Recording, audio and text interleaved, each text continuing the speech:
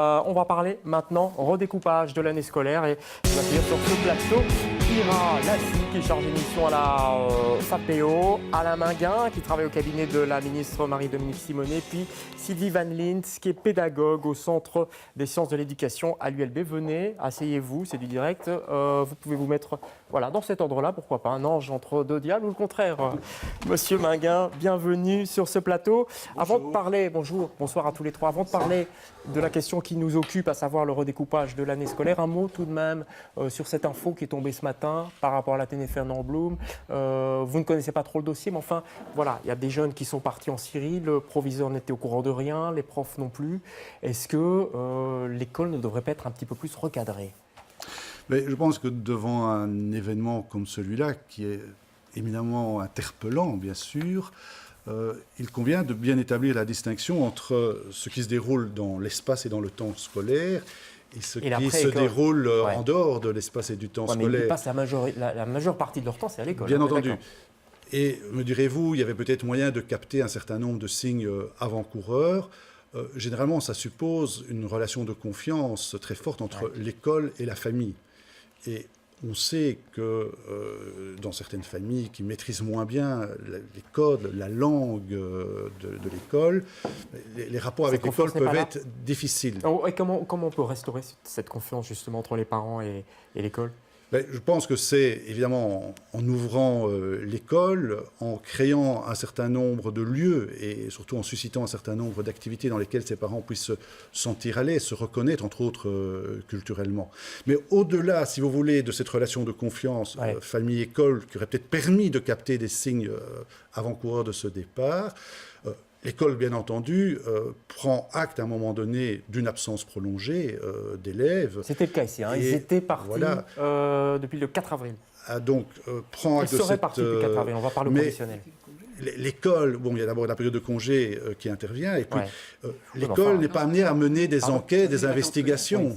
L'école n'est pas là non plus pour mener des enquêtes et des investigations hors de l'école. Voilà. Un mot quand même sur les parents, vous présentez la FAPEO, Ira, il y a une inquiétude quand même ou pas sur ce type de sujet? On parlera après du découpage.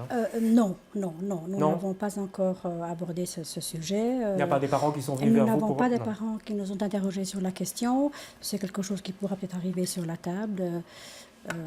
Ça va, d'accord. On va parler du redécoupage de l'année scolaire. Alors, c'est un vieux dossier, c'est pas vous que je dois le dire. Enfin, apparemment, c'est un petit peu du concret. De quoi s'agit-il, tout d'abord, Alain Minguin? C'est un projet pilote, ce sont des projets pilotes. 19 écoles ont accepté de participer à ces projets, c'est ça? Oui, c'est-à-dire qu'au niveau du premier degré, qui est un moment difficile pour les élèves, au début des humanités, on sait qu'il y a un effet de seuil, qu'il y a une transition d'un univers à l'autre.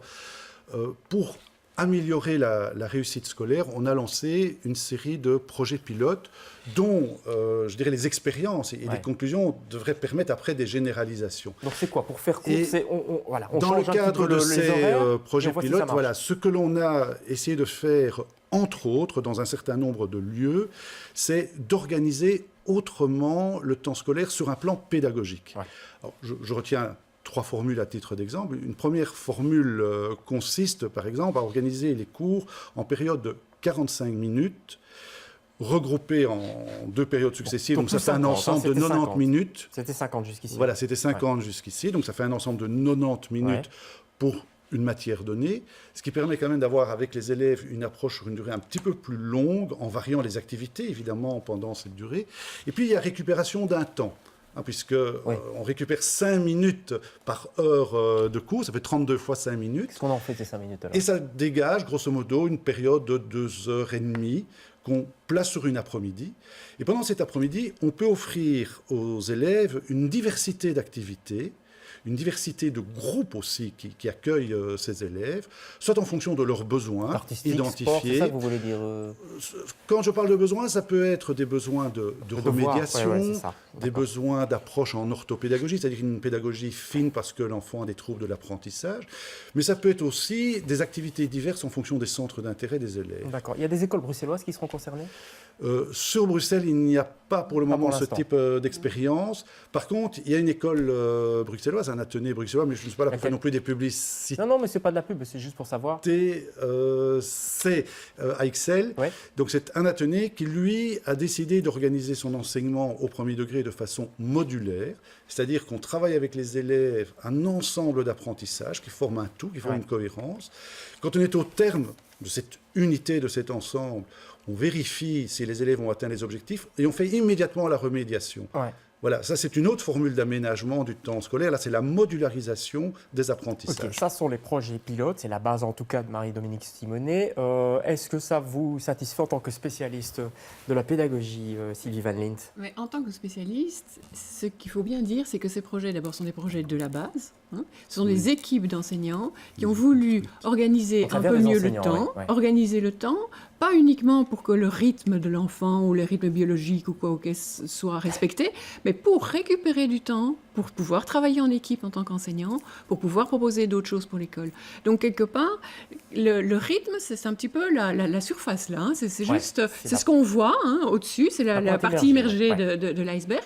La volonté, c'est quoi? Améliorer l'apprentissage et diminuer le taux d'échec. Pas d'accord Et c'est là juste une précision. Quand on parle de rythme, je trouve intéressant de distinguer les rythmes biologiques, les biorhythmes, mais peut-être aussi les rythmes pédagogiques. Et dans ces expériences, on sort d'un système où on saucissonne les apprentissages, parce que la situation classique, c'est quand même des groupes d'élèves dans des tranches horaires de 50 minutes pour couloir en couloir, des tranches de matière. Ouais. Ça satisfaisait pas non plus la FAPEO jusqu'ici, ce système Ira. Disons que pour nous, l'organisation de cette manière-là nous satisfait parce que... Donc la nouvelle, vous voulez dire? La nouvelle. Ces expériences pilotes nous satisfont parce que lorsqu'on avait parlé des rythmes scolaires en 91, on a beaucoup défendu l'idée de travailler de cette manière-là. C'est vieux, hein. J'ai noté 91, c'était à l'époque Jean-Pierre Graffet. C'est ça, c'était Jean-Pierre Graffet qui avait mis... il y avait même mis une commission des rythmes scolaires sur pied. Qui avait duré assez longtemps, donc qui ça fait longtemps qu'on réunissait parle de ça. tous les acteurs de la communauté éducative, des académiques, des médecins, etc., etc. Tout le monde était là, Donc, mais bon, ça n'a pas marché, visiblement. Un travail considérable dans lequel nous sommes parfaitement inscrits. Ça n'a pas marché, c'est dommage. Pourquoi ça n'a pas marché? Pourquoi il y a eu... Parce qu'on est passé de gouvernement en gouvernement, finalement, ça reste comme avant.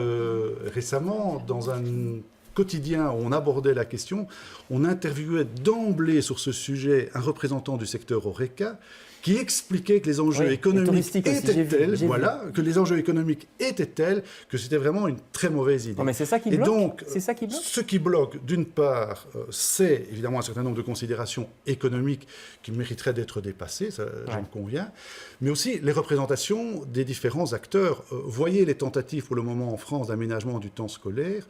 On voit que ça grince des dents aussi bien chez les parents que chez les enseignants. Donc il y a une certaine rigidité. Alors, chacun convient qu'un rythme de X semaines, entre 6 et 8 semaines de cours, de manière équilibrée, suivi de 2 semaines de repos, serait le rythme optimal. Ça paraît logique pour tout le monde. Voilà. Bon, maintenant, les grandes vacances... Tous les experts acceptent ce schéma-là, mais dès qu'il y a un début de tentative de concrétisation, toute une série de milieux se hérissent. Lisez les réactions syndicales, par exemple, sur la question. Alors, parce que vous parlez du secteur économique, mais enfin, vous allez dire à des gamins, Sylvie, que demain, voilà, les grandes vacances, c'est terminé, vous n'aurez plus 2 mois de vacances. Je ne sais pas s'ils vont être contents non plus. On ne fait pas toujours tout ce qu'on a envie non plus, hein, donc ça c'est clair. Surtout à cet âge-là. Voilà, et si quelque part on leur dit c'est la répartition qui est différente. Hein, vous, ça vous paraît plausible par rapport à ça vous paraît une bonne manière de combattre l'échec scolaire? Je ne pense pas que ça va changer grand-chose, de nouveau.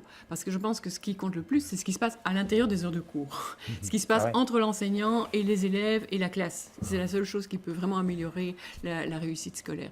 Maintenant qu'on vive tous avec un rythme un petit peu différent, etc., ça ne peut faire qu'améliorer les choses. Qu'est-ce qu'on peut faire? Ça veut dire quoi? Il faut des bons profs et puis c'est tout. Tout dépend des profs. Mais ce qui est quand même intéressant, c'est de travailler sur le bien-être scolaire. Les rythmes ont un rapport avec le bien-être scolaire. Mais pas la réussite. Mais la qualité de vie en famille aussi a un rapport avec le bien-être scolaire. Il n'y a pas que les profs, il y a les parents aussi. Oui. sûr, les parents ont un rôle à jouer, un rôle très important, mais tous les parents ne sont pas égaux devant l'école aussi, et on a tendance à l'oublier. Alors, il faut quand même reconnaître que le calendrier scolaire ne prend pas du tout en compte l'intérêt des enfants, que ce sont des enjeux économiques qui ont fait quelque part rater toute la réflexion qui avait été menée sur les rythmes scolaires. Donc c'est quoi c'est ce dont on a Oui, parlé c'est ce tout à que l'heure, les enjeux touristiques, les grandes vacances, exactement. on loue l'appartement en été, aujourd'hui, on constate ça. quand même que les gens partent plus souvent et moins longtemps. Ouais.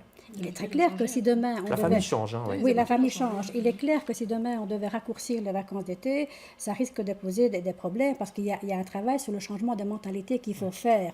Le calendrier scolaire tient compte aujourd'hui donc des enjeux économiques, mais aussi des coutumes anciennes. Les 2 mois de vacances étaient liés au fait qu'à l'époque, les fermiers avaient besoin de l'aide de leurs enfants.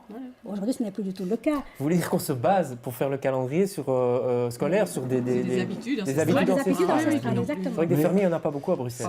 Ce qui est intéressant, c'est de constater que le monde de l'école est celui qui doit continuellement suivre les changements générationnels, où tout le monde s'accorde pour dire qu'il faut des ajustements, des adaptations, et néanmoins, même si tout le monde est d'accord, les freins sont immédiats. C'est-à-dire c'est aussi le lieu où se crispent tous les conservatismes.